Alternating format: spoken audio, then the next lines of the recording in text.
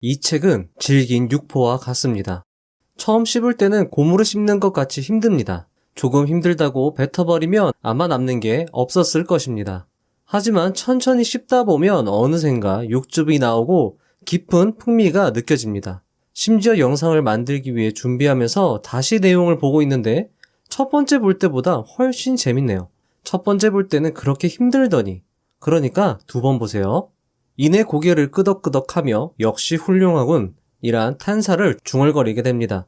재차 보면서 느낀 것이지만 이 책은 정말 훌륭합니다. 혹시나 나는 운이 작용한다는 것을 잘 알고 있어 라고 생각하시는 분들이 있을 겁니다. 저 역시 그랬죠. 하지만 이 영상과 책을 끝까지 읽으신다면 내가 얼마나 운에 무지했는지, 행운에 속고 있었는지 알게 될 것입니다. 그리고 세상을 움직이는 진실을 보게 되는 신세계를 경험하실 수 있을지도 모릅니다. 어떤 이는 이 책은 투자서라기보다는 철학서에 가깝다고 말합니다. 하지만 투자자라면 반드시 읽어야 하는 철학서라고 덧붙입니다. 포춘에서는 이 책을 역사상 가장 지혜로운 책이라고 했으니 말 다했죠. 그러니 이 책을 반드시 사서 보유하시길 바랍니다. 왜냐하면 이 책을 읽은 여러분들의 지적 수준은 크게 향상될 것이며 이 책이 여러분들의 책장에 꽂혀 있다면 그 누구도 여러분들의 지식 수준을 무시할 수 없을 테니까요. 그만큼 이 책은 수준 있는 책입니다. 열심히 씹어 정리한 영상이기에 여러분들은 육즙과 깊은 풍미를 편안히 느끼셨으면 하는 바람으로 시작해 보겠습니다. 이 영상과 책을 보시고 불확실한 시대에 반드시 살아남아 부를 쟁취하시길 바라겠습니다. 그리고 여러분들 새해 복 많이 받으세요.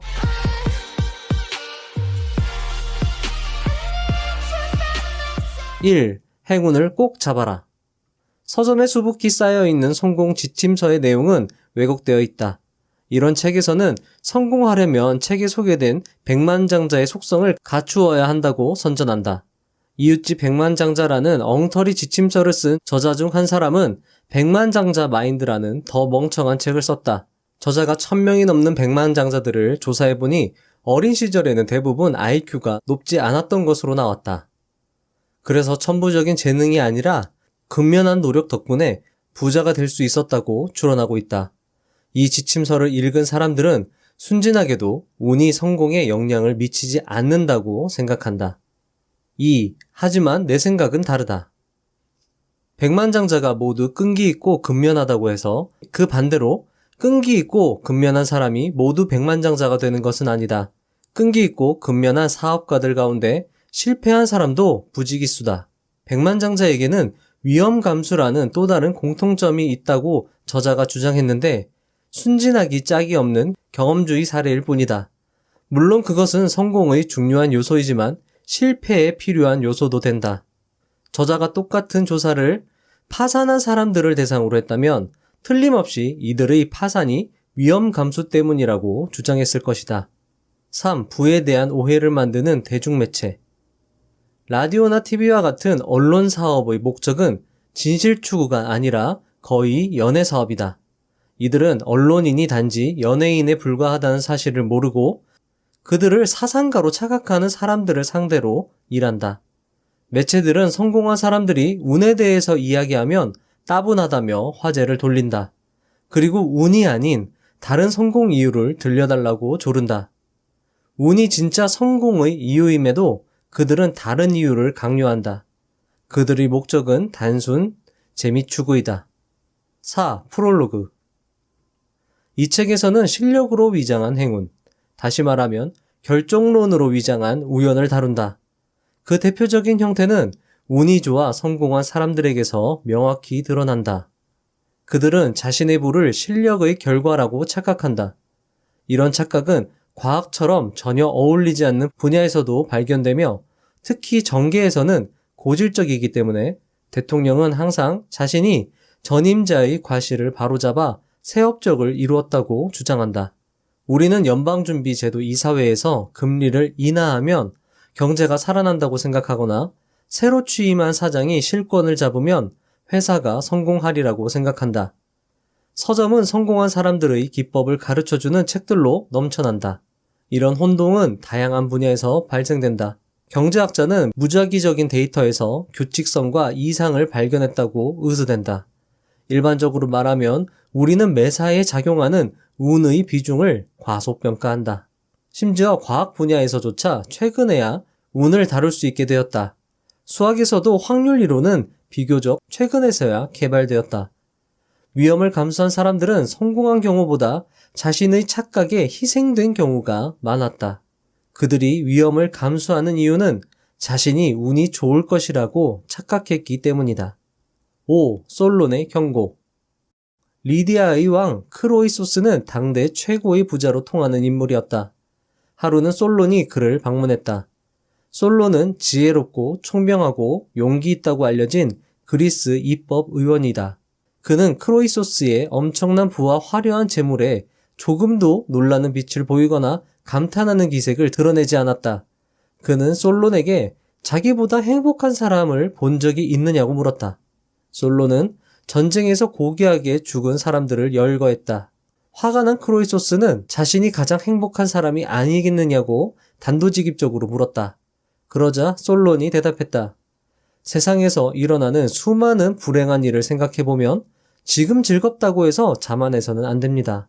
또 언제든 상황이 바뀔 수 있기 때문에 행복하다고 감격해서도 안 됩니다. 우리의 미래는 매우 다양한 형태로 불확실하게 전개될 테니 말입니다. 그러니 임종하는 그 순간까지 신이 행복을 허락한 사람에게만 진정 행복한 사람이라고 부를 수 있겠지요. 진짜 끝날 때까지 끝난 것이 아니다. 경기가 완전히 끝나기 전에는 승부를 장담 못한다. 상황이 중간에 얼마나 심하게 바뀔 수 있는지를 이야기하는 것들이다. 현명한 솔로는 운으로 얻은 것은 운으로 잃을 수 있음을 간파했다. 반면에 운에 의하지 않고 얻은 것은 운에 크게 좌우되지 않는다. 크로이소스는 페르시아 왕 키루스와의 전쟁에서 패한 뒤 화형을 당할 참이었다. 그는 솔론의 이름을 부르며 외쳤다. 솔론, 당신의 말이 맞았소.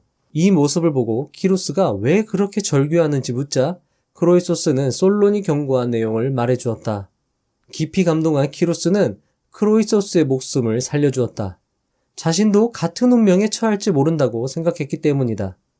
키루스는 생각이 깊은 남자였다. 6. 네로 이야기. 네로는 주식시장이 일종의 사기판이라고 생각해서 절대로 보유하지 않았다. 네로는 투자가 아니라 저축으로 부자가 되고자 한다. 손톱만큼의 위험도 감수하지 않기 때문에 가장 안전한 상품에만 투자한다. 미국채는 안전하다. 네로는 위험을 충분히 인지하고 자제력을 유지하면서 열심히 일한다면 누구나 넉넉한 인생을 살아갈 확률이 매우 높다고 믿는다. 그 수준을 넘어서는 것은 단지 운에 불과하다고 생각했다. 적당한 성공은 실력이나 노력으로도 가능하지만 크게 성공하려면 운이 따라야 한다고 네로는 생각했다. 사실 네로는 극적인 사건을 겪은 후 확률적 사고를 하게 되었다. 그는 이 사실을 비밀로 간직하고 있다. 7. 좋은 이야기. 1990년대 네로의 집 건너편의 화려한 저택에 존이 살고 있었다. 존은 네로와는 거래 스타일이 달랐다. 겉보기에는 존이 네로보다 훨씬 잘 나가는 것처럼 보인다. 돈만 많은 촌놈. 네로는 존을 무척이나 경멸했다. 존은 그가 혐오하는 요소를 모두 갖춘 인물이었다. 그러나 사회적 압력이 네로를 짓누르기 시작했다. 게다가 네로 자신도 엄청난 부자가 되고 싶었다. 하지만 네로는 어쩌면 존은 단지 운이 좋았을 뿐인지도 모른다는 생각이 들었다. 존이 파멸할 수 있다는 한 가닥 희망이 생겨 네로는 마음의 평화를 되찾을 수 있었다. 존은 자신이 떠안은 엄청난 위험을 인식하지 못하는 듯했다. 네로는 1987년, 1989년, 1992년, 1998년에 옵션 매도자들이 이런 식으로 당하는 모습을 보았다. 그들은 거래소 객장에서 쫓겨나고 이후 이들을 다시 본 사람은 아무도 없었다. 대궐 같은 저택은 단지 대출일 뿐이다. 파산하려야 파산할 수 없는 네로. 4천여 권의 장서를 갖춘 그의 아담한 집에는 부채도 없다. 시장에서 어떤 일이 벌어져도 그의 집은 안전하다. 손실도 모두 한정되어 있다. 그의 트레이더 지위는 절대로 위협받지 않을 것이다. 반면 존은 네로가 패배자이며 그것도 높은 학벌만 자랑하는 속물근성의 패배자라고 생각했다. 네로는 사양산업에 속해 있었다. 존은 네로의 전성기가 이미 지났다고 믿었다. 9. 존의 결말. 1998년 여름, 네로는 마침내 명예를 회복했다. 어느 날 아침 출근하려던 그는 평소와 달리 존이 저택 앞뜰에서 담배 피우는 모습을 보았다. 정장 차림도 아니었고 초췌해 보였다. 평소에 으스대던 모습도 사라졌다. 네로는 존이 해고당했음을 즉시 눈치챘다. 그러나 존이 거의 전 재산을 날렸다는 사실까지는 짐작하지 못했다. 네로는 존의 불행을 고소하게 느끼는 열등감이 부끄러웠다. 하지만 그 기분을 억누를 수가 없었다. 이런 감정은 무례할 뿐만 아니라 불행을 가져온다는 말도 있다. 네로가 기뻤던 것은 존이 다시 제자리를 찾아갔다는 사실보다는 자신의 기법과 신념과 실적이 신뢰를 얻었기 때문이었다. 10. 네로의 가능성. 네로에게는 어떤 손실이 발생할 수 없었기에 그의 이러한 실적을 바탕으로 자금을 끌어모을 수 있을 것이다. 만약 이례적인 사건이 또 벌어진다면, 즉 운이 좋다면 그는 더 큰 성과를 올릴 터였다. 실적을 입적하라는 압력에도 불구하고 자신의 전략을 장기간 고수했다는 사실에 대해서도 자부심을 느꼈다. 이제는 자신의 거래 스타일에 대해 의심할 일도 없어진 것이다. 운 좋게 부자가 되는 사람들은 운과 시장 순환의 구조를 모르는 사람일 뿐이다. 자, 여러분들, 여기까지 읽으신 여러분들은 한 가지 의구심이 들 것입니다. 그럼 네로처럼 재미없게 살란 말이야? 모든 것은 운이니까 투자도 하지 않고 저축만 하면서 라고 생각하실 수도 있겠죠? 결국 큰 부를 이룬 것, 즉 부자가 되는 것은 순전히 운의 영역이니까 부자가 되는 것을 포기하라는 말인가? 라고 여기실 수도 있습니다. 부자들을 극도로 경멸하는 것처럼 보이는 이 책을 부자들은 극찬하며 반드시 읽어야 하는 책이라고 했습니다. 분명 저자의 말 이면에는 다른 깊은 뜻이 있을 것 같은데요. 이 책과 영상을 끝까지 인내심을 가지고 보시면 저자가 말하고 싶은 것이 무엇인지 알게 될 것입니다. 부자가 되실 여러분들이 꼭 아셔야 될 내용입니다. 그럼 계속 보시죠. 11. 운 좋은 바보들. 실적과 재산만으로 성공 여부를 판단할 수 있을까? 그럴 때도 있지만 항상 그럴 수는 없다. 운 좋은 바보일수록 자신이 운 좋은 바보일지도 모른다는 의심을 하지 않는 법이다. 그래서 이들이 운 좋은 바보인 것이다. 이들은 자신이 부자가 될 자격이 있는 것처럼 행세한다. 마치 부자가 되어야 마땅한 사람처럼 보인다. 그의 실적 요인에 운 따위가 들어설 자리는 없는 것이다.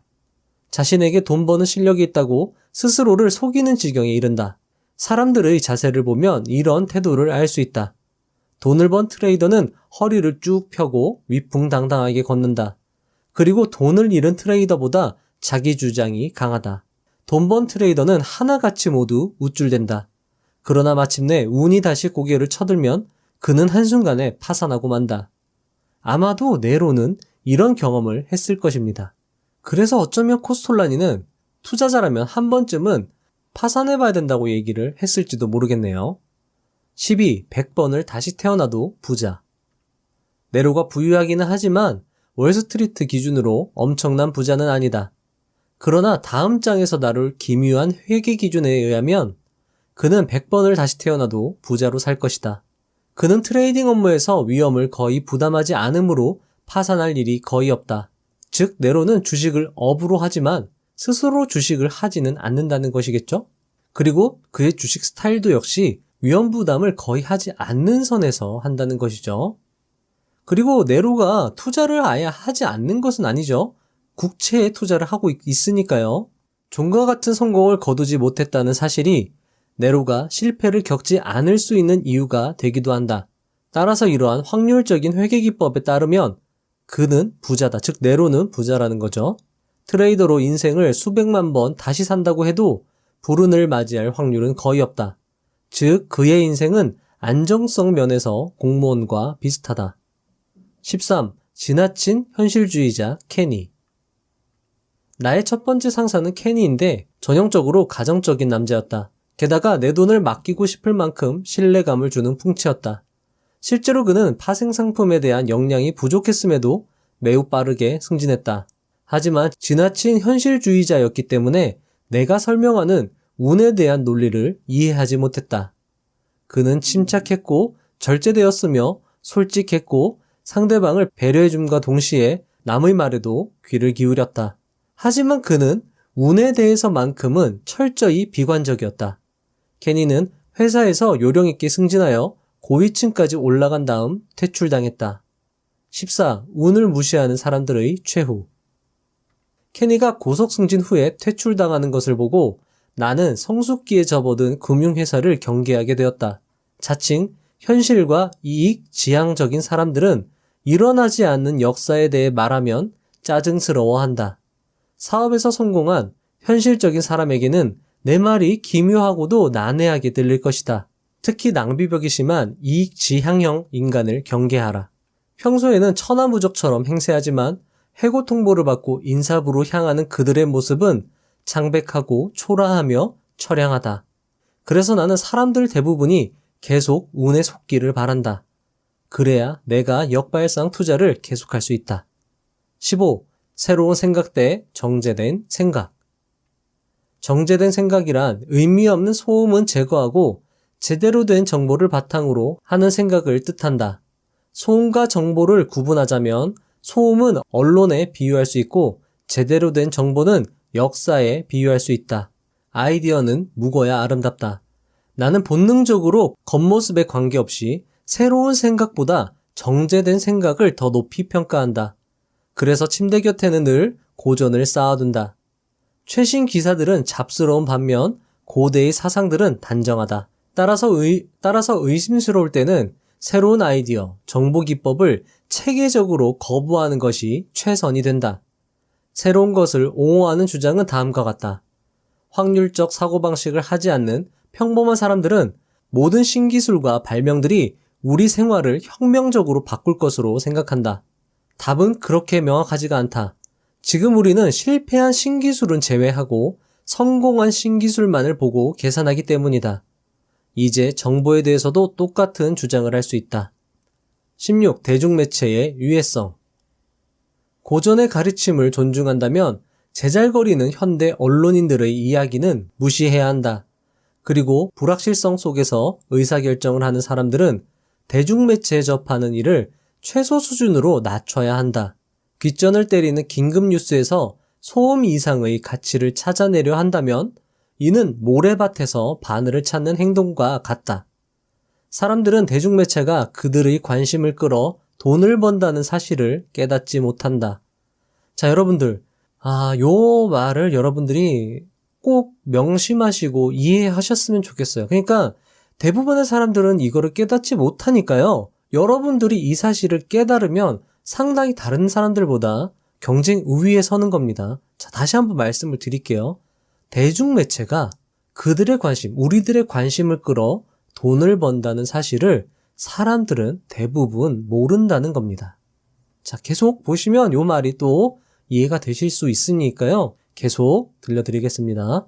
나는 수많은 사람들이 투자를 실행한 뒤 과잉 반응을 하면서 멍청한 행동을 하는 모습을 보면 행복감을 느낀다. 다시 말해서 사람들이 쓸데없이 신문을 읽으며 심각해지는 모습을 보면 운을 모르는 바보들을 상대로 내가 재미있는 옵션 거래 사업을 계속할 수 있겠다는 안도감을 느낀다.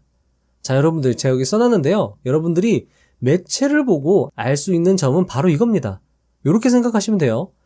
사람들은 이렇게 생각하겠구나. 그럼 나는 반대로 해야지. 역발상으로 생각을 할 수 있는 거죠.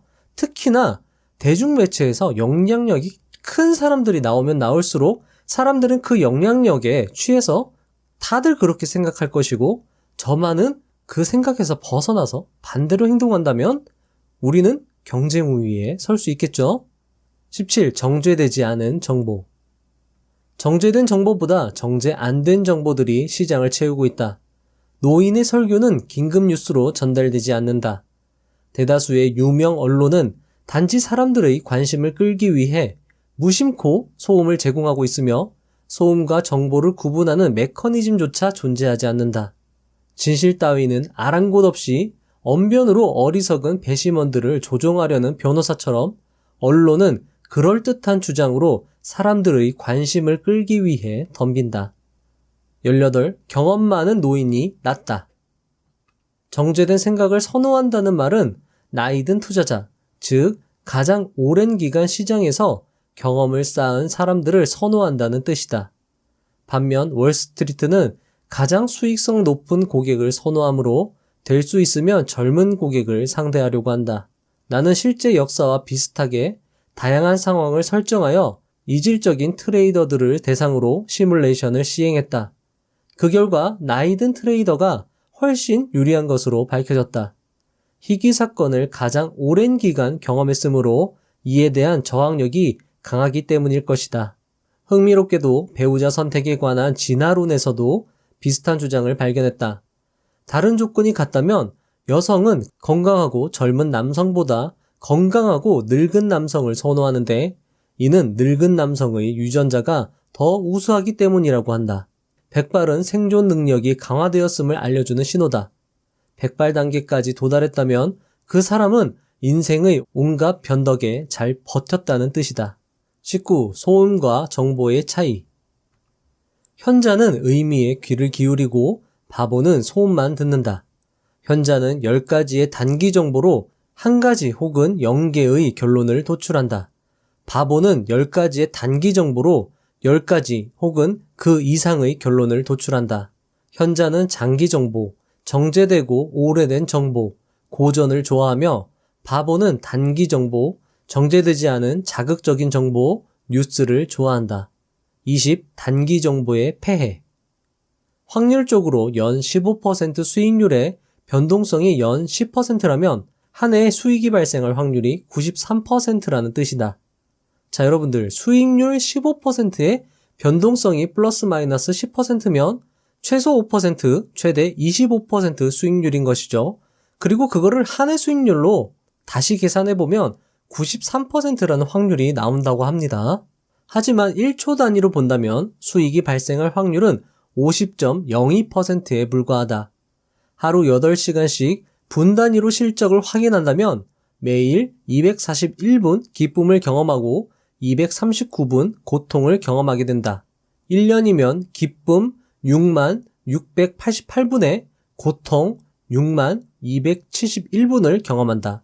손실로 말미암은 고통이 이익으로 얻는 기쁨보다 강도가 심하기 때문에 실적을 빈번하게 확인함으로써 엄청난 심리적 적자를 보는 셈이다. 매월 실적을 확인한다면 어떻게 될까? 월별 실적의 67%가 이익을 기록할 것이므로 1년에 4회만 고통을 겪고 8회는 기쁨을 느낄 것이다. 1년에 한 번씩 실적을 확인한다면 어떨까? 20년을 산다면 19번 기쁨을 느끼는 반면 고통은 단 한 번만 경험할 것이다. 이렇게 시간 단위에 따라 달라지는 운의 속성을 전문가들조차 제대로 이해하지 못하고 있다. 즉 여러분들, 운과 시간은 밀접한 관계가 있다고 볼 수 있겠죠? 이 이야기는 돈의 심리학에서도 잘 나오죠? 21. 다음과 같은 결론이 나온다. 첫 번째, 시간 단위가 짧으면 실적이 아니라 변동성을 보게 된다. 다시 말하면 편차만 볼 뿐이다. 그래서 기껏해야 편차와 수익이 뒤섞인 모습을 보는 것이지 수익을 보는 것은 아니다. 하지만 우리의 심리는 이런 사실을 깨닫지 못한다. 두 번째, 우리 심리는 이런 사실을 이해할 수 있도록 설계되어 있지 않다. 더 빈번하게 확인하는 것보다 가끔 거래 명세서를 확인하는 편이 더 낫다. 하지만 우리의 이런 심리는 통제하기 어렵다. 스스로 심리를 통제할 수 있다고 생각한다면 자신의 심장박동이나 머리카락 성장까지 통제할 수 있다고 믿는 사람도 있음을 명심하라. 세 번째, 휴대전화나 태블릿 PC로 실시간 주가를 확인하는 투자자를 볼 때마다 나는 웃고 또 웃는다. 그렇게 고통스러움을 자처하고 싶을까? 22. 나는 심리적 결함이 많기 때문에 정보에 접근하지 않는다. 정말 중요한 사건이라면 어떤 경로로든 내 귀에 들어올 것이다. 같은 방법으로 뉴스에 왜 소음이 가득하고 역사에는 왜 소음이 없는지 설명할 수 있다. 무작위 사건을 너무 깊이 들여다보는 사람들은 육체적으로도 탈진하게 되고 잇따라 겪는 고통 때문에 감정도 메말라 버리게 된다. 손실 때문에 겪게 되는 고통은 이익에서 오는 기쁨으로 상쇄되지 않는 법이다. 결국 심리적으로 적자 상태에 이르게 된다. 따라서 나는 공원 벤치나 카페에서 숙고해야 하는 사람이다. 하지만 그렇게 하려면 정보로부터 떨어져 있어야 한다. 나의 유일한 장점은 나 자신의 약점을 안다는 사실이다. 뉴스를 보면 감정을 다스리지 못하고 맑은 정신으로 실적을 보지도 못한다. 내게는 침묵이 훨씬 낫다.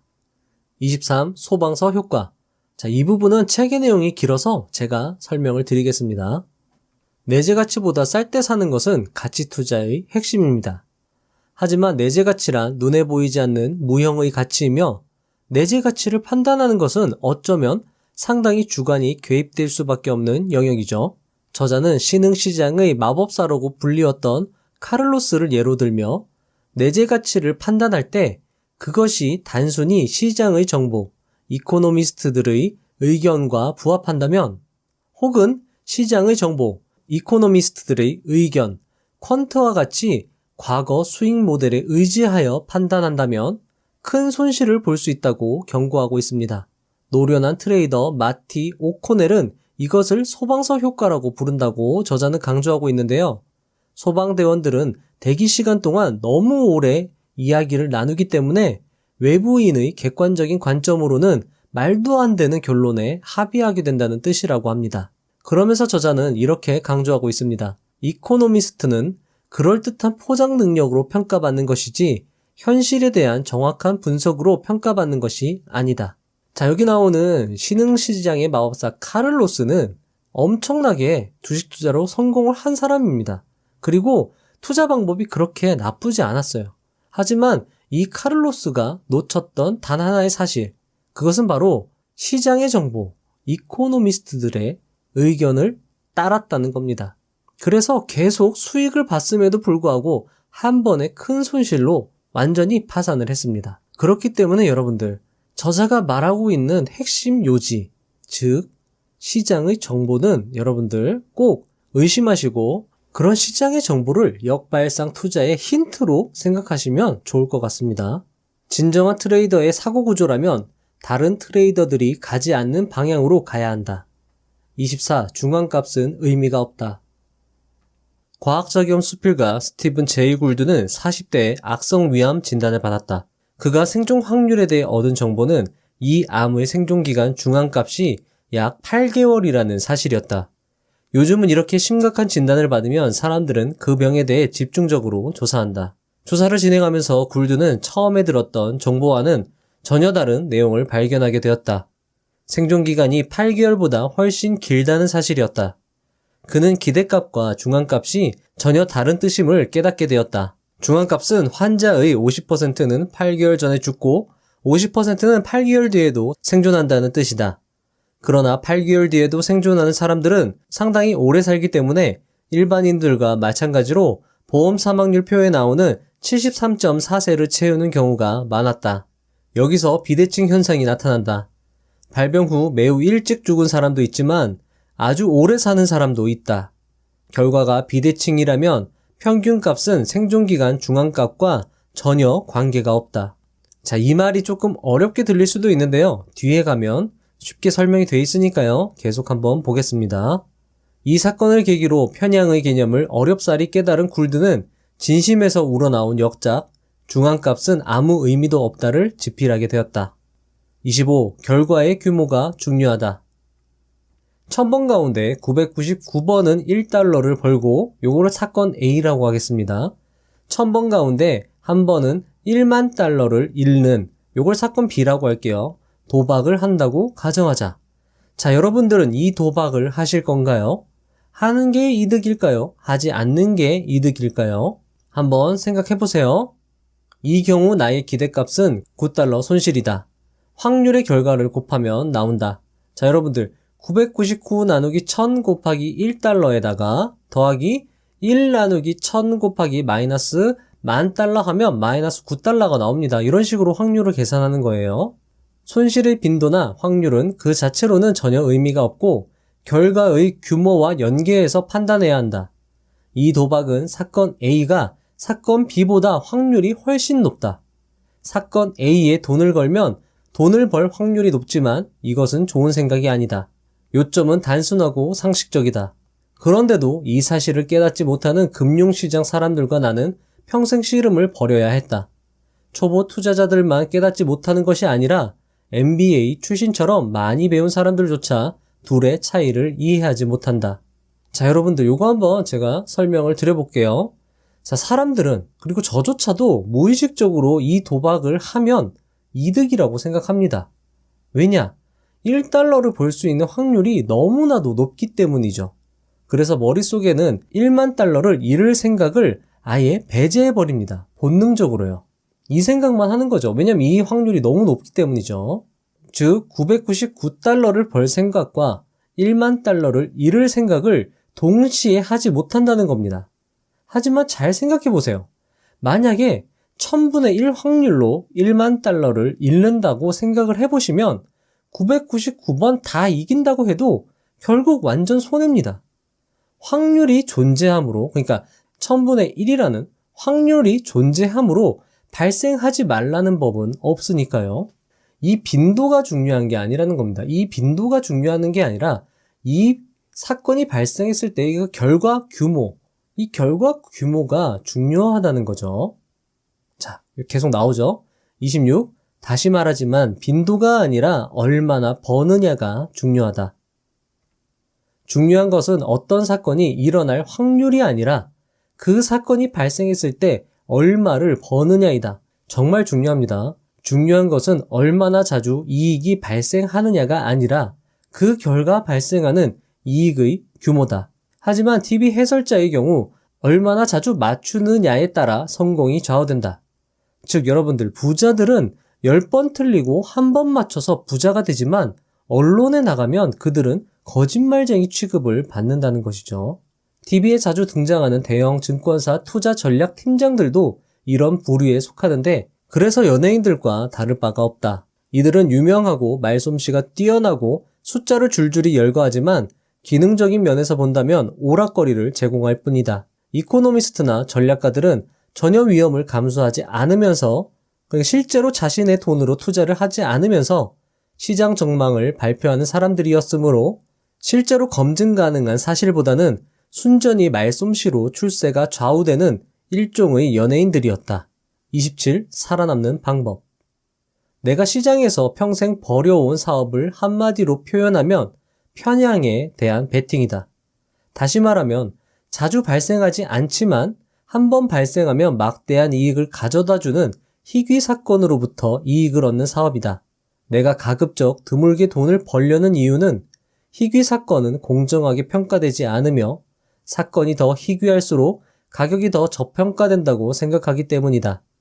게다가 나 자신의 경험에 비추어 볼 때 이렇게 직관에 반하는 트레이딩은 분명히 내게 이점을 제공한다. 왜 희귀 사건은 제대로 평가받지 못할까? 심리적 편향 때문이다. 노련한 트레이딩 전문가조차 빈도가 중요하지 않다는 사실을 모르는 듯하다. 28. 블랙스완, 검은 백조. 귀납법 문제로 잘 알려진 추론의 문제가 있다. 자, 여러분들, 귀납법이란 개별적인 특수한 사실이나 현상에서 그러한 사례들이 포함되는 일반적인 결론을 이끌어내는 추리 방법입니다. 몇 개의 사실로 일반적인 결론을 이끌어내는 방법이라고 생각하시면 돼요. 트레이딩의 세계만큼 귀납법 문제가 중요하게 적용되는 분야도 없지만 동시에 이렇게 무시되는 분야도 없다. 검은 백조. 스코틀랜드의 철학자 데이비드 휴먼은 인성론에서 다음과 같이 주장했다. 백조를 아무리 많이 관찰했더라도 모든 백조가 희다고 추론할 수는 없다. 단 한 마리의 검은 백조가 발견된다면 이 결론을 충분히 반증할 수 있다. 이 관점에서 보면 내가 여기 쓰는 글도 엄격하게 말하면 옳지 않다.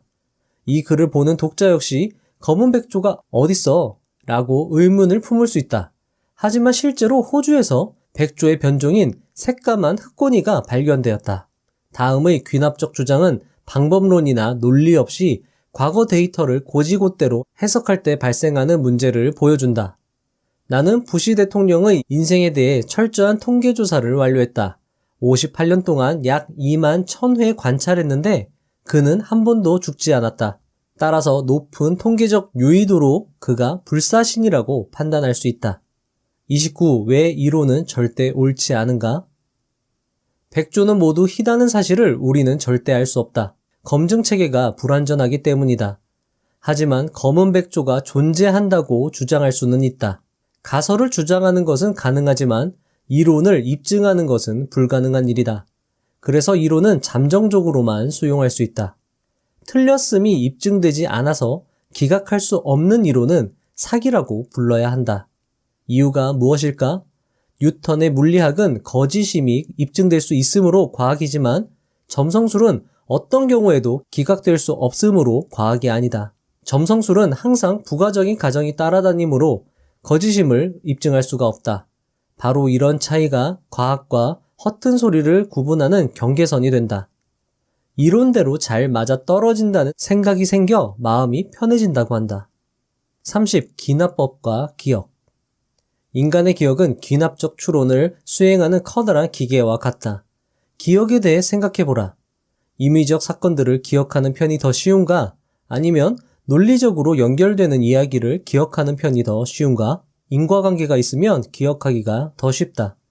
우리 두뇌가 정보를 보관하려고 큰 수고를 하지 않아도 된다. 정보의 크기도 더 작다. 귀납법이 정확히 무엇인가? 귀납법은 수많은 개별 사항들로부터 일반론을 도출한다. 일반론은 개별 사항들의 집합보다 기억 공간을 훨씬 적게 차지하므로 다루기도 매우 간편하다. 그러나 이런 압축의 결과 우연을 감지하는 능력도 감소한다.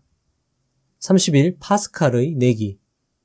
철학자 파스칼은 신의 존재를 믿는 것이 인간에게는 최선의 전략이라고 주장했다.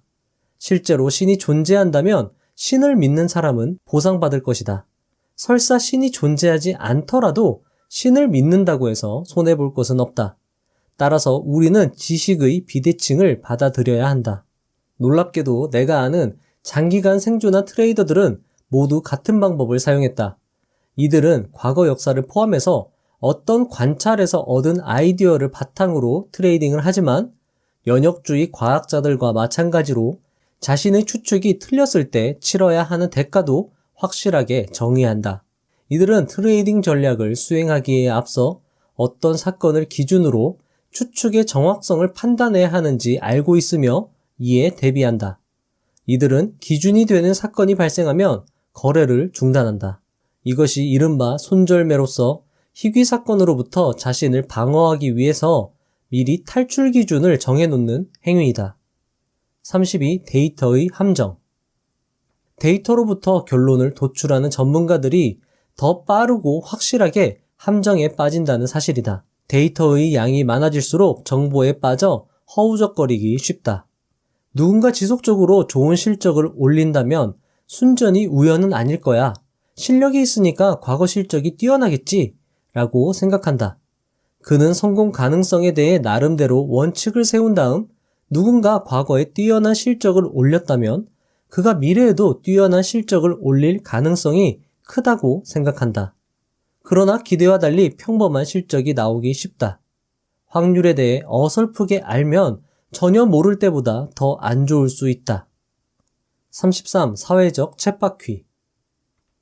사람들은 자신들의 실력과 재산을 극소수의 부자들과 비교하면서 고통스러워한다. 사람들은 자신의 실력을 제대로 인식하지 못할 뿐만 아니라 사회적 쳇바퀴 효과에서도 벗어나기 어렵다. 즉, 부자가 되어 부자 동네로 이사하고 나면 또다시 상대적 빈곤감에 시달리게 된다. 여기에 심리적 쳇바퀴 효과가 가세한다. 풍요로운 생활에 익숙해지면 만족의 기준이 높아진다. 사람들이 재산으로는 절대 만족감을 느끼지 못하는 문제가 행복에 관한 연구의 주요 과제가 되고 있다. 거듭 말하지만 인간은 본래 합리적인 생각을 하기도 어렵고 사회적 모욕감을 참기도 어렵다. 34. 부의 역설. 베스트셀러 이웃집 백만장자를 읽은 적이 있다. 공동 저자인 두 전문가는 부자들의 공통 속성을 추론했는데 재미있기는 했지만 독자들을 엄청나게 오도하는 책이었다. 저자들은 현재 부유한 사람들을 조사했고 이들이 사치스럽게 살지 않는다는 사실을 발견했다. 재산을 모으려고 소비를 기꺼이 미루는 사람들이었으므로 저자들은 이들을 축적하는 사람들이라고 불렀다. 이 책에서 가장 호소력 있는 내용은 단순하지만 우리의 직관을 거스르는 사실인데 부자들은 대체로 부자처럼 보이지 않는다는 것이다. 부자처럼 보이고 부자처럼 행세하려면 돈이 들기 때문이다. 부유한 생활을 누리려면 시간도 필요하다. 최근 유행하는 옷도 사야 하고 보르도 와인에도 정통해야 하며 고급 레스토랑도 알아야 한다. 이런 활동에는 시간이 많이 들기 때문에 무엇보다도 중요한 재산을 축적하는 일에 소홀해질 수밖에 없다. 이 책이 주는 교훈은 가장 부유한 사람들은 부자처럼 보이지 않는 사람들 가운데 있다는 말이다. 반면 부자처럼 보이고 부자처럼 행세하는 사람들은 이 과정에서 재산이 축나기 때문에 계좌에 회복할 수 없는 커다란 타격을 입는다. 작은 집에 살면서 검소한 생활을 받아들여야 한다면 부자가 될 이유도 없다. 사람들은 버핏이 억만장자이면서도 검소한 생활을 한다고 입을 모아 칭송하지만 이해할 수가 없다. 검소한 생활이 목적이라면 버핏은 수도사가 되거나 사회사업가가 되어야 한다. 부자가 된다는 것은 순전히 이기적인 행위이지 공익적 행위가 아님을 기억해야 한다. 자본주의 사회의 장점은 박애가 아니라 탐욕을 이용할 수 있다는 점이다. 자, 저는 저자의 이야기를 이렇게 해석하고 싶습니다. 부자가 되려고 한 버핏은 비난할 수도 있겠지만 자유를 위해서 노력한 버핏은 비난할 수가 없다. 어쩌면 버핏은 부자가 되려고 했지만 결국엔 부자가 되려고 하기보다는 그저 남들과 달랐던 자신의 생각이 옳았음에 행복했고 독립적이고 자유로운 시간을 즐겼을 뿐이라고 말하고 싶습니다. 그리고 부는 그저 따라왔을 뿐이라고 말씀을 드리고 싶습니다. 돈이 버핏을 사랑해서 따라온 것을 어쩌겠냐고 되묻고 싶네요. 돈이 나를 사랑한다는데 내쫓을 수는 없잖아요. 35. 생존 편향. 어느 외딴 마을에 이발사 단 2명밖에 없습니다. 한 명은 머리가 깔끔하니 단정했습니다. 다른 한 명은 머리가 제대로 다듬어지지 않아 지저분해 보였습니다. 만약 여러분들이 이 마을에서 이발을 해야 한다면 누구를 선택해야 할까요? 여러분들이 단정한 이발사를 선택했다면 여러분의 머리는 지저분한 이발사의 머리처럼 됩니다. 이발사들이 서로의 머리를 깎아줄 수밖에 없기 때문입니다. 자, 여러분들 여기 보시면 이 마을에 이발사가 단 2명밖에 없기 때문에 이런 현상이 발생하는 거죠. 자, 요 사례도 괜찮은데 한번 들려봐 드릴게요. 2차 세계대전 당시 미군은 전투기의 생존율을 높이기 위해 전쟁터에서 귀환한 전투기의 기체를 조사합니다.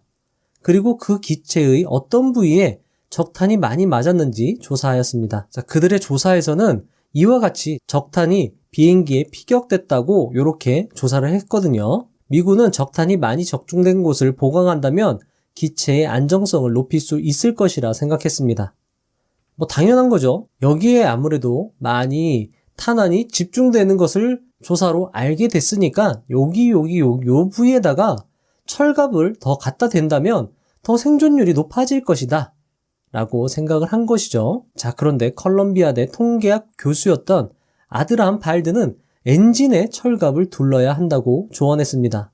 왜냐하면 조사한 전투기들은 피탄되고도 살아남아 귀환한 기체입니다. 즉, 피탄이 집중된 부위는 곧 그쪽은 총알에 맞아도 무사히 귀환할 수 있는 부위라는 뜻입니다. 통계학에서는 이 오류를 생존 편향이라고 합니다. 자, 여러분들 보세요. 자, 이 기체들은 다 살아서 돌아온 기체들이잖아요. 그러니까 여기 한 발도 안 맞은 거예요. 그러니까 돌아오지 못한 기체들은 역으로 여기에 다 피탄돼 갖고 돌아오지 못했다는 거죠. 자, 생존 편향에 대해서 설명을 드릴게요. 살아남은 것만 주목하고 실패한 것은 고려하지 않으면 생존 가능성을 잘못 판단하게 되는 의미입니다. 저자는 이런 생존 편향이 우리의 판단을 흐려놓는다고 강조하면서 생존 편향의 함정에 빠지지 말라고 거듭 강조하고 있습니다. 36. 평균 회귀. 평균 회귀란 극단적이거나 이례적인 결과는 평균 방향으로 되돌아오는 경향을 가진다는 개념이다. 개인의 키나 개의 몸집에도 이런 원리가 적용된다. 몸집이 평균인 개가 한 배에 새끼를 여러 마리 낳았다고 가정하자. 가장 몸집이 큰 새끼는 평균에서 크게 벗어났을 경우 자라서 자신보다 작은 새끼를 낳을 것이고, 가장 몸집이 작은 새끼는 자라서 자신보다 큰 새끼를 낳게 될 것이다. 극단치의 이러한 회귀 현상은 역사에서 관찰된 사실인데 이를 평균 회귀라고 부른다. 편차가 클수록 회귀 효과가 중요하다는 점에 유의하라. 이번에도 한마디 경고하겠다. 모든 편차에 평균 회귀가 발생하는 것은 아니지만 대부분의 경우에 발생한다. 탁월한 실적을 올렸던 유명한 트레이더들이 얼마 안 가서 평범한 실적 속에 묻혀버리는 것만 봐도 이런 현상을 쉽게 확인할 수 있다. 37. 속임수의 유형. 속임수는 다음과 같다. 사기꾼은 전화번호부에서 1만 명의 이름을 고른다. 표본의 절반에게는 시장을 낙관하는 편지를 보내고 나머지 절반에게는 비관하는 편지를 보낸다. 다음 달에 사기꾼은 편지 예측이 맞았던 5,000명에게만 마찬가지 방식으로 편지를 보낸다. 그 다음 달에도 편지 예측이 맞았던 나머지 2,500명에게 같은 방식으로 편지를 보낸다. 그렇게 계속 보내다가 마침내 명단은 500명으로 줄어든다. 이들 가운데 200명이 사기에 희생된다. 그러니까 이 200명은 이 사람들이 보낸 편지가 다 맞았던 겁니다. 사기꾼은 우표값 수천 달러를 투자해서 수백만 달러를 벌어들인 것이다. 38. 광고의 함정. 자, 앞의 내용과 연계가 되는 내용이거든요. 한번 잘 보세요. TV를 시청하다 보면 일정 기간 탁월한 실적을 올렸다는 펀드 광고가 줄줄이 쏟아지는 경우가 흔하다. 하지만 진짜 실력으로 올린 실적이라면 왜 굳이 광고를 할까? 실적 좋은 펀드가 당신을 찾아간다면 실적은 순전히 우연의 산물일 가능성이 매우 크다. 경제학이나 보험 전문가들은 이런 현상을 역선택이라고 부른다. 그래서 나를 찾아오는 투자 기회를 평가할 때에는 내가 주도적으로 찾는 투자 기회를 평가할 때보다 더 엄격한 기준을 적용해야 한다. 예를 들어 펀드 매니저 1만 명 가운데 한 사람을 고른다면 단지 운이 좋아 생존한 펀드 매니저를 고를 확률은 100분의 2에 불과하다. 하지만 나를 찾아와서 투자하라고 권유하는 펀드라면 엉터리 펀드일 가능성이 거의 100%이다. 39. 네트워크의 과학. 네트워크 역학에 대한 연구가 최근 발전하고 있다. 말콤 글래드웰의 저서 티핑 포인트에서 소개한 다음 인기를 얻게 되었는데 그는 유행과 같은 변수들은 어떤 임계 수준을 넘어서면 지극히 빠른 속도로 퍼진다고 설명한다. 입소문이 일정 수준을 넘어서면 폭발적으로 팔려나가는 것도 같은 현상이다. 용량에 제한이 없는 경우 네트워크는 더 많이 연결되어 있을수록 누군가 접속할 확률이 높아지고 그래서 더 많이 연결되기 때문이다. 하지만 정확하게 임계점을 찾으려 한다면 어리석은 지심을 유념하라. 임계점은 불안정해서 사전에 아는 것은 불가능하다. 따라서 이런 비선형성을 모델화하기보다는 비선형성이 존재한다는 사실을 인식하는 것이 중요하다.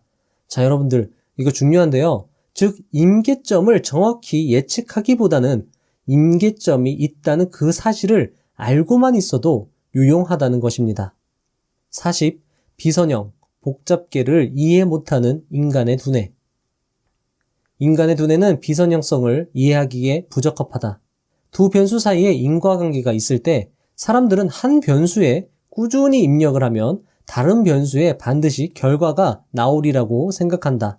이는 우리의 심리가 인과관계를 선형적으로 인식하기 때문이다. 예를 들어 매일 공부하면 이에 비례해서 무엇인가를 배운다고 생각한다. 하지만 매일 공부해도 아무 소용이 없다는 느낌이 들면 심리적으로 사기가 저하된다. 하지만 현실 세계에서 인과관계가 선형적으로 진행되는 경우는 거의 없다. 1년 동안 공부해도 전혀 배우지 못할 수 있지만 허망한 실적에 상심해서 포기하지 않는다면 어느 순간 갑자기 깨달음을 얻기도 한다. 당신이 매일 장시간 피아노 연습을 했음에도 간신히 연주할 수 있었는데 갑자기 라흐마니노프를 연주하게 된다고 상상해보라. 바로 이런 비선형성 때문에 사람들은 희귀 사건의 속성을 이해하지 못한다. 자, 여러분들. 그래서 투자 공부를 계속해도 이해가 어려웠는데 어느 순간 투자대가들처럼 이해할 수 있게 되는 것이죠. 그러니까 포기하지 말고 계속 하세요. 그래서 운에 좌우되지 않고 성공하는 길이 많음에도 끝까지 끈기를 발휘하는 사람은 아주 드물다. 그래서 남들보다 더 노력하는 사람은 보답을 받는다. 저는 이 말을 조금 더 다르게 해석하고 싶은데요. 이렇게 말씀드리고 싶습니다. 그래서 남들보다 더 많이, 더 오래 하는 사람은 보답을 받는다. 투자의 세계에서는 시장이 하락했을 때 증권을 매수하면 이득을 얻지만 사람들은 임계점에 도달할 때까지 전혀 매수하려고 하지 않는다. 사람들은 대부분 보상을 받기 직전에 포기해버린다. 41. 인간은 확률적으로 사고하지 못한다. 파리에서의 휴가, 카리브 해에서의 휴가. 3월의 짧은 휴가에 당신은 둘 중 하나를 선택할 수 있다. 결국 당신 부인이 선택할 것이므로 상관할 바는 아니겠지만 상상해보면 두 지역은 전혀 다른 모습으로 떠오른다. 파리의 경우에는 오르세 미술관, 카리브 해의 경우는 에메랄드빛 바다이다. 두 대안은 상호 배타적인 동시에 전체를 구성한다. 즉 여러분들 한 번에 한 곳만 선택 가능하지만 둘 중 하나에 있을 확률이 100%라는 말이죠. 자, 요 말이 조금 어려운데 잘 곰곰이 생각해 보세요. 요 말이 참 맞는 말이거든요. 생각을 한번 해보세요. 둘의 확률이 같으므로 각각의 확률은 50%이다. 휴가를 생각하면 무척이나 즐겁다. 동기부여가 되므로 출퇴근길도 힘들지 않다. 그러나 불확실성 속에서 합리적으로 행동하려면 두 곳에 대해서 각각 50%씩 상상해야 한다. 당신의 두뇌가 감당할 수 있겠는가? 다리는 카리브해에 담그고 머리는 파리에서 비를 맞는다면 얼마나 멋지겠는가? 자, 여러분들, 이 표현은 코스톨라니가 했던 다리는 치켜들고 머리는 아래로 향하게 하는 표현과 비슷하네요. 투자는 이런 게 필요하다고 코스톨라니가 강조했거든요. 그러나 심각한 인격장애를 앓는 사람이 아니라면 우리 두뇌는 한 번에 한 장소만을 생각할 수 있다. 이제 두 장소를 85%와 15%로 조합해서 상상해보라. 잘 되는가? 아주 공정한 조건으로 직장 동료와 $1,000 내기를 한다고 가정하자. 당신 주머니는 텅 비거나 $2,000가 채워지게 되는데 각각의 확률은 50%이다. 수학적으로 표현하면 내기의 공정한 가치는 두 상태에 대한 선형적 조합이므로 여기서는 수학적 기대값이라고 부른다. 즉, 각 상태의 확률에 각 상태의 달러 가치를 곱해서 구한다. 자, 50%의 확률로 돈을 다 잃거나 50%의 확률로 $2,000를 번다면 확률적으로는 $1,000가 되겠죠. 당신은 $1,000의 가치를 수학적 계산이 아니라 마음속으로 그릴 수 있는가? 0달러든 2,000달러든 우리는 한 번에 단 하나만을 생각할 수 있다. 자신의 생각에 의지할 경우 우리에게는 한 가지 모습, 즉 무일푼이 되는 두려움이나 $1,000를 버는 흥분 중 한 가지 모습이 압도적으로 떠오르므로 비합리적인 방식으로 돈을 걸기 쉽다. 42. 운과 더불어 살아가는 법. 저자는 운과 더불어 살아가려면 귀를 틀어 막으라고 하고 있습니다. 특히 저자는 자신의 가장 큰 자랑거리는 TV와 신문을 보지 않는다는 것이라고 말할 정도였습니다. 대중매체, 대중정보는 성공의 방정식에서 운을 제외하므로 우리는 그것을 최대한 피해야 한다는 것입니다. 하지만 현대화 사회에서는 대중매체 및 정보에서 벗어나기 힘든 것이 현실입니다. 따라서 귀는 열되 참고 정도만, 지하철 앞에서 나눠주는 전단지 정도로만 여기는 건 어떨까요? 전단지의 내용은 뻔합니다. 그래서 사람들은 대부분 전단지에 크게 관심이 없죠. 물론 가끔 유용할 수는 있지만 대부분은 쓸모없습니다. 정보를 전단지처럼 다루는 건 어떨까요? 여러분들도 한번 생각해 보시길 바랍니다. 43. 자세한 정보보다 허접한 실천이 낫다. 사람들이 내게 어떻게 처신해야 한다며 훈계할 때가 가장 화가 난다. 어떻게 처신해야 하는지는 누구나 잘 알고 있다. 문제는 아는 것이 아니라 실행에 옮기는 것이다. 소음을 무시하려면 우리가 단지 동물에 불과하므로 설교가 아니라 저급한 요령이 필요하다는 사실을 먼저 받아들여야 한다. 흡연자와 대화를 나눠보면 우리가 위험과 확률에 대해서는 합리적으로 이해하면서도 행동은 어리석기 그지없다는 사실을 아주 쉽게 이해할 수 있다. 흡연자 가운데 폐암의 위험성을 모르는 사람은 거의 없기 때문이다. 내 말이 믿어지지 않거든 암 전문 병원 출입문 앞에 모여 담배 피우는 사람들을 보라. 가망 없는 암 환자들이 휠체어를 타고 지나가는데도 의사와 간호사를 포함한 수십 명이 담배를 피우고 있다. 44. 경로에 얽매이지 마라. 사람들은 자신의 원래 의견을 유지해야 한다고 생각한다. 그렇지 않으면 배신자가 된다. 내가 평생 만나본 사람들 중 최고의 트레이더는 나이젤 베비지인데 자신의 과거 신념에 전혀 얽매이지 않는 사람이다. 어떤 통화가 약세가 될 것이라고 강하게 주장했으면서도 불과 몇 시간 뒤에는 전혀 꺼리낌 없이 충동적으로 그 통화를 매수한다. 왜 생각이 바뀌었을까? 그는 설명할 필요조차 느끼지 않는다. 이런 특성을 타고난 유명한 인물이 조지 소로스다. 그가 지닌 강점 중 하나가 조금 더 부끄러워하지 않고 순식간에 자신의 견해를 뒤집는 것이다. 소로스 같은 진정한 투기꾼들의 특징은 경로에 전혀 얽매이지 않는다는 점이다. 이들은 과거 행동에 전혀 구속받지 않는다. 하루하루가 백지 상태에서 시작된다. 당신은 경로에 얽매이는가? 자, 어쩌면 이거는 이렇게 해석할 수도 있어요. 정말 현명한 사람은 어떤 공식석상에 나와서 얘기를 했다가 들어가서는 또 완전 다르게 생각할 수도 있다는 거예요. 근데 우리가 보는 거는 그 사람들이 언론에 나와서 하는 얘기밖에 못 듣잖아요. 그 사람들이 집에 가서 하는 생각은 저희가 알 수가 없잖아요. 그러니까 현명한 사람들이 언론에 나와서 공공연하게 얘기하는 거를 우리는 너무 거기에 얽매이면 안 된다는 겁니다. 왜냐면 그 사람은 언제든지 자신의 견해를 뒤집을 수 있거든요. 그렇기 때문에 그 사람이 현명한 사람이든지 아니면 현명하지 않은 사람이든지 언론에 나와서 공공연하게 얘기하는 것은 우리가 어떻게 받아들여야 하나 라는 것의 정답을 여기서 유추할 수 있는 겁니다. 자, 45 최종 결론입니다. 이 영상을 최종 정리하면 다음과 같습니다. 어차피 운빨이니 절대 자만하지 말자. 큰 돈은 운으로 들어온 것이므로 운이 나빠진다면 언제든지 없어질 수 있음을 명심하자. 즉, 큰 돈을 쫓으려 애쓰지 말자. 대신에 무엇이든 꾸준히 실천하는 것을 최우선으로 하자. 정보, 숫자에 관심을 갖되 얽매이지 말자. 임계점, 비선형, 복잡계를 인지하고 확률적으로 사고하자.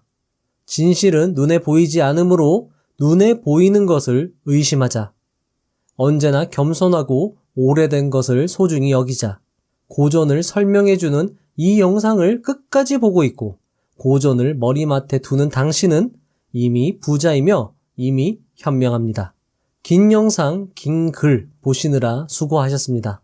이 영상과 이 책을 보신 여러분들은 한 단계 더 부자의 삶에 가까워졌다고 확신합니다. 감사합니다. 부자가 되는 지름길로 저와 함께 달려가시죠.